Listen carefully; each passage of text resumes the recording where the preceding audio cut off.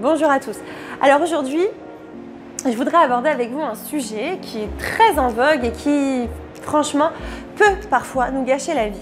Et j'ai choisi cet endroit féerique, cet endroit magique, cet endroit fabuleux de pleine nature, enfin cet aquarium on va dire, où on voit la profondeur de l'existence quelque part, où on aperçoit la diversité de notre si belle nature. J'aimerais avec vous aborder cette notion de perfection.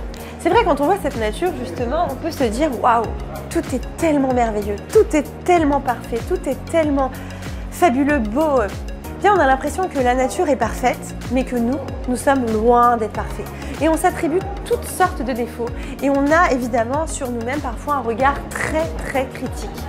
Et plus on va avoir un regard critique sur nous-mêmes, plus finalement on va devenir cette personne critiquable. Cette personne qui est entre guillemets plein de défauts. On en a tous des défauts. Mais selon la façon dont je vais me voir, selon la façon dont je vais me regarder, eh bien les autres me regarderont, me percevront.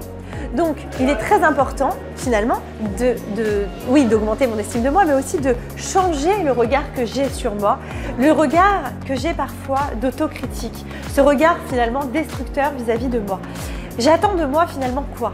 Cette sorte de perfection. Et tant que je ne suis pas parfait, eh bien je vais me dévaloriser, me sentir nulle, me sentir pas à la hauteur. Et finalement, je vais valoriser tout le monde autour de moi. C'est automatiquement ce que ça donne comme conséquence naturelle. À partir du moment où moi je me critique et je me vois nulle, souvent j'en arrive à trouver les autres mieux que moi, à mettre tout le monde sur un piédestal et moi me voir tout en bas de l'échelle.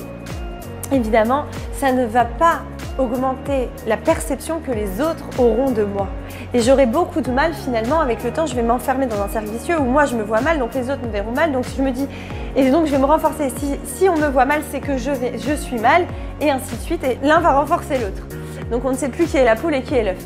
Maintenant, ce que je dois chercher à corriger, là, à ce moment-là, en premier lieu, c'est moi-même, mon regard. Je dois chercher à avoir une vision positive de moi-même et me rappeler que moi-même, je viens de cette nature finalement, que moi-même, lorsque j'ai été créée, quand j'étais bébé, je ne me suis pas posé la question de savoir si j'étais bien ou pas bien. J'avais envie de rire, je riais, j'avais envie de pleurer, je pleurais, ce que je ressentais, je l'exprimais. Et en fait, même en étant adulte, il faut de temps en temps savoir se reconnecter à cette émotion présente sans, en fait, écouter mon mental. Mon mental, parfois, est mon pire ennemi.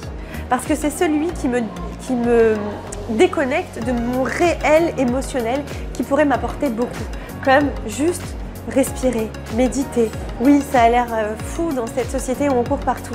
Mais oui, me recentrer sur mes émotions et sur moi et sur cet amour inconditionnel que je devrais avoir pour moi-même. Et quand, encore une fois, je me reconnecte à la nature, eh bien j'en suis capable.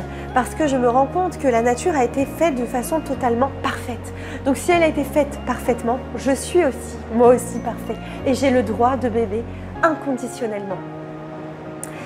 En se reconnectant à cette pensée-là, à cette croyance-là, je serai capable de rebondir vers un cercle vertueux, vers une idée plus positive de moi-même et de changer la perception que j'ai de moi-même, je changerai la perception que les autres auront de moi-même. Et vous verrez que petit à petit, vous arriverez à regravir des échelons pour vous aimer et vous respecter. J'espère que cette vidéo vous aura apporté. Si vous pensez qu'elle peut aider, je vous invite à la liker, la partager et je vous dis à très bientôt.